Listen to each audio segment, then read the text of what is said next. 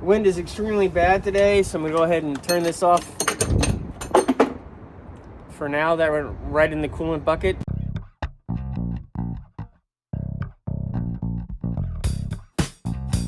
Welcome back to the channel. Without further ado, let's see if I can unfail my previous fail on the Cherokee cooling system. Let's do it. Oh, the first parts. First parts I need to fix my Cherokee are here. Let's see what I got. Ooh, sticker.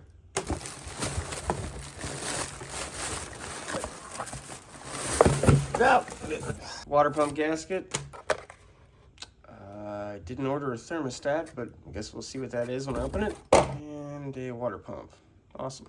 Thankfully, it's not a thermostat. It's radiator cap I needed. I do like to use these pressure relief caps. It's about a week later. It's gone from 2 degrees to 40 and extremely windy. I'm gonna go ahead and pull the shroud, pull the other components out, drain it, and when I get down to the water pump and some of the other components, I'll come back. If you need to know how to take the shrouds off, check the video I'll link up there. Once you've removed the electric fan from this journal area right here, you want to go ahead and loosen this bolt. It retains the idler pulley. And back off the idler tensioner bolt, which should allow you to take the belt off. Like so. I'm going to go ahead and pull the bolts off the water pump pulley.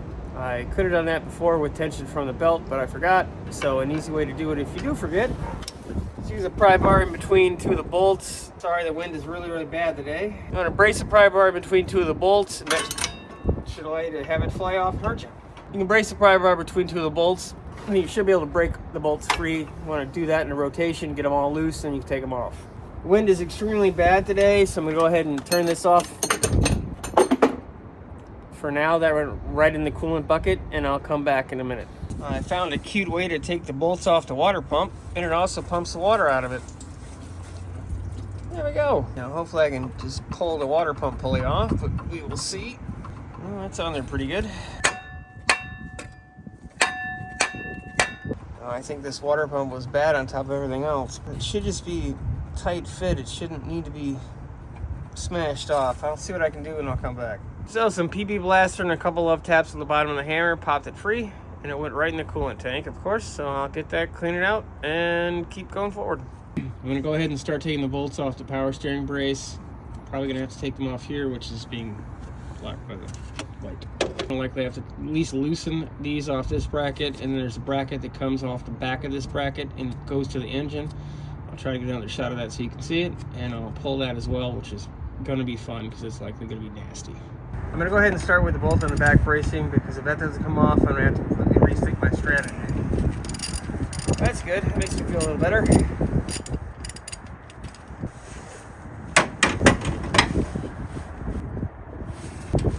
My plan is to go ahead and just simply leave that bolt loose, take all the other bolts free, and hopefully I'll have enough wiggle room to get everything out without completely messing up the alignment of both parts. There are 2 bolts going through the pump into the intake manifold, and there are 2 bolts that go here into the water pump. I'm going to loosen those all up, and then I'll start taking them off. In theory. Oh, that's not good. Oh, that's not good. Okay.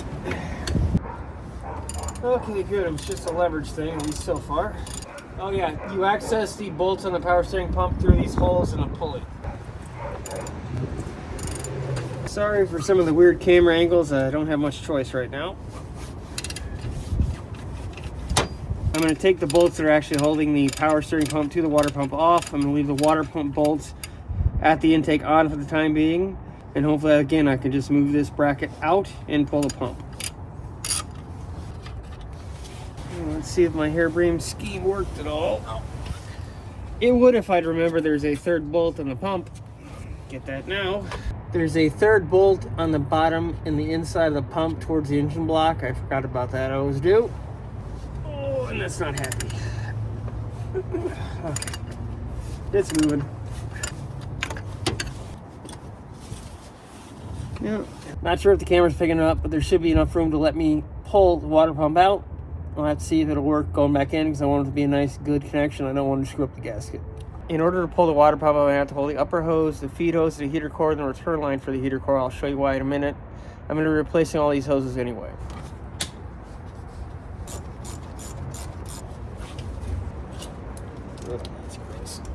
This pipette goes from the return line to the heater core into the water pump. I need to be able to pull this because it comes with the water pump. I bought the replacement for it. I never like to reuse these. They're always a mess. It's always a hell of a time trying to get them off the pump. I'm gonna pull the hose clamp, pull the hose, and I'll start pulling the pump. School bus.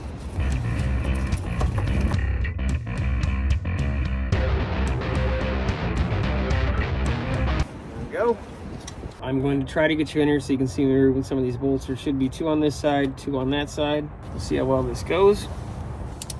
At least loosen them up for you. Then I'll have to probably back it up a little bit for room. This is where the whole AMC Jeep thing comes in, because certain things are metric and certain things are not. Hopefully someone will come up with a solution for the whole metric standard wrench thing. That would be nice. Be nice. There we go. It'd be nice if I get that back when you're home. I'm gonna go ahead and back the camera up a bit so I got more room to get in here.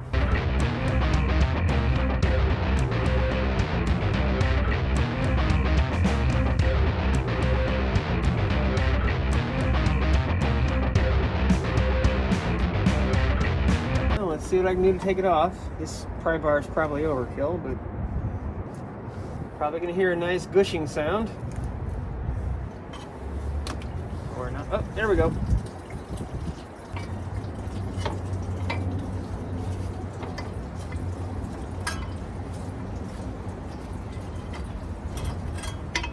And here's our water pump. This is the tube I was talking about. I'm gonna have to put this back on and snake it back in before I put it on the engine because it won't fit otherwise. That is slimy. I'm starting. Can't turn the camera off till I clean my hands. I am definitely gonna have a lot of cleaning to do. That's for sure. I waited more than a week for that little tube to show up that I needed for the water pump, and it never did arrive. Apparently it got lost in Kentucky somewhere, so I had to go and buy it at O'Reilly's this morning. I'm gonna throw that in, seal up the water pump surfaces for the gasket with that goo, like I did for the water neck, and get this thing installed. So basically, you just have to thread this on and position it like the old one, because you will never get this on once the water pump is mounted.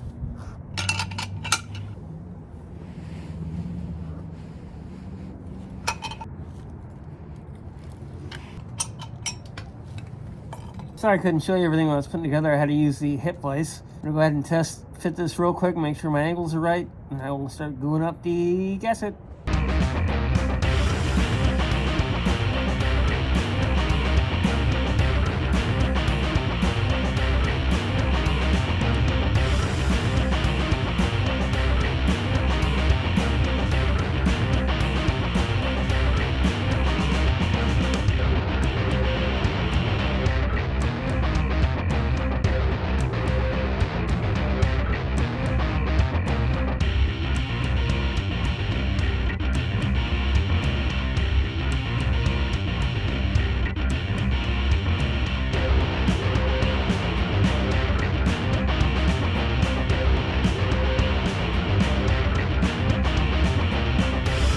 Now we let it dry for an hour, torque it, then I'll let it dry for another hour and a half, put everything back together, and we should be good.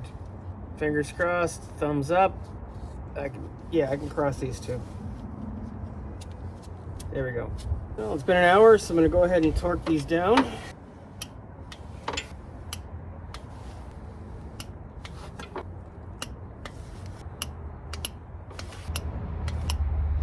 I'm gonna wait the hour and a half it asked for. Then I'm gonna go ahead and put all the hoses back on it and start putting stuff back together.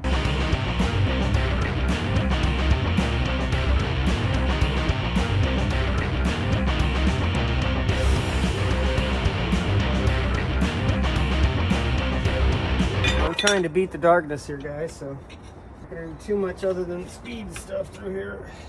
At least as speedy as I can get.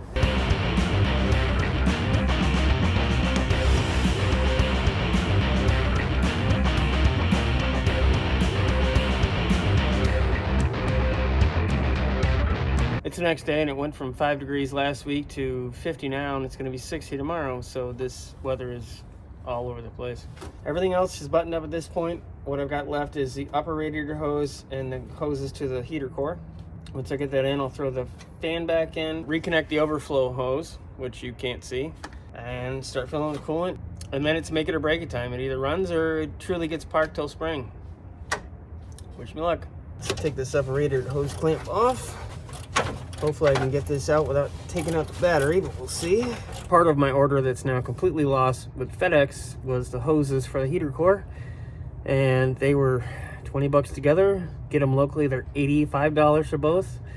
So I'm going to be stealing some parts from a certain vehicle that's behind me right now. We'll see how well that works. Yeah, I might have to take the battery out. I didn't want to do that, or at least move the battery, but we'll see.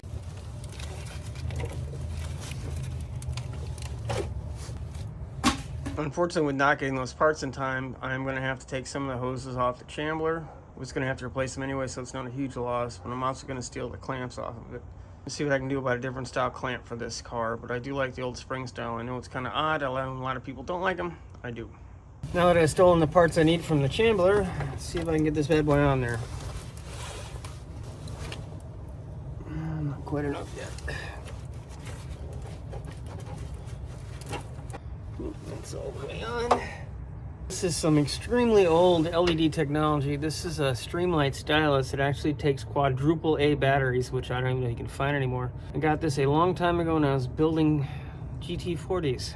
Sorry, I should say Ford GTs because they didn't pay for the GT40 name. But fun stuff.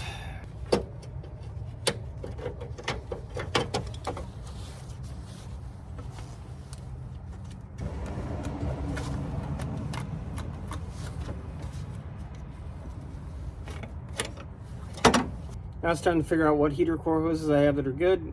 I have one new one, figure out where all that goes. We'll be back. Right in the bucket of coolant. I was gonna say let's take these heater core hoses off, but I gotta get my pliers first. Let's try this again.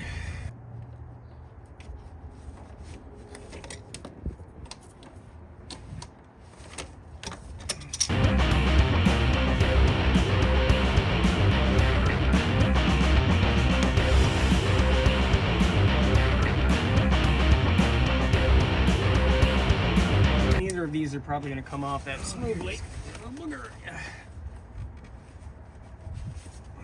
don't want to damage the heater core either.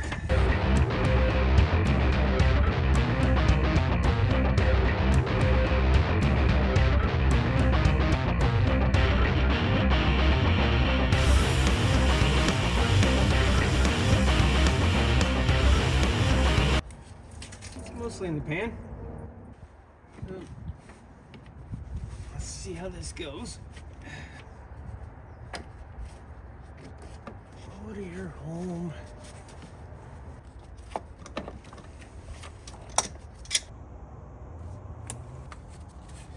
Sorry, I didn't mean to bump you there if I did. Check over all the bolts and clamps, make sure they're on the right place, hoses are on and off. This is the perfect time to forget something when you've done a project over weeks. It's always the fun part. Not quite enough space to get it in or out. Do not break off the neck. Oh, my thumb. I'm gonna take this part.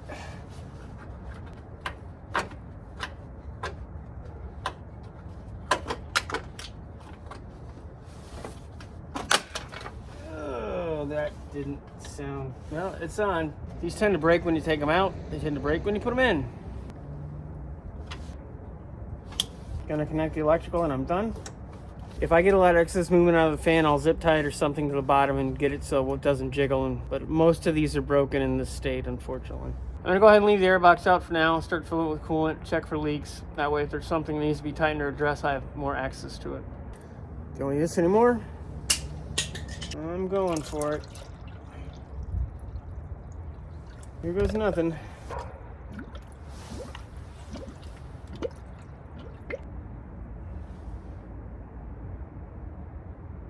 Hear any drips. I'll take that as a first stage win. I don't know if I said this or not. I'm gonna say it again. If this thing does not work, it's getting parked till spring.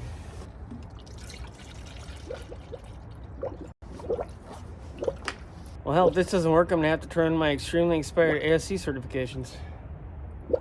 I don't see anything or hear anything so far. I'm gonna give it one more fill. I'll start it up, let things start cycling through, check with temp gauge.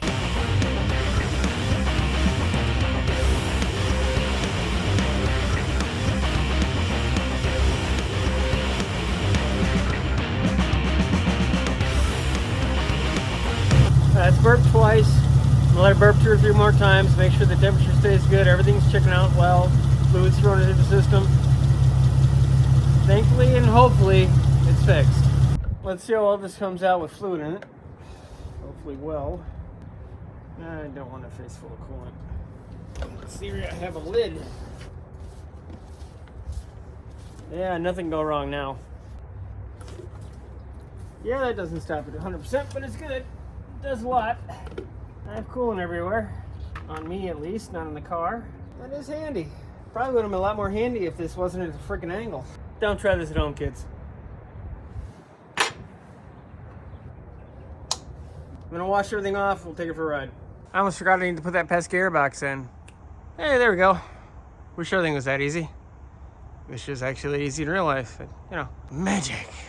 I still don't have the right equipment to film driving. It's another thing I have to get. I bought a lot of other stuff for the channel. That's one thing I still have to get, so this probably won't work out too well. This is probably going to be the last of me you see until I'm back in the driveway. Unless something happens. It did real well. I drove it on a pretty decent cycle of slow, stop, fast, move, highway speeds. Did well.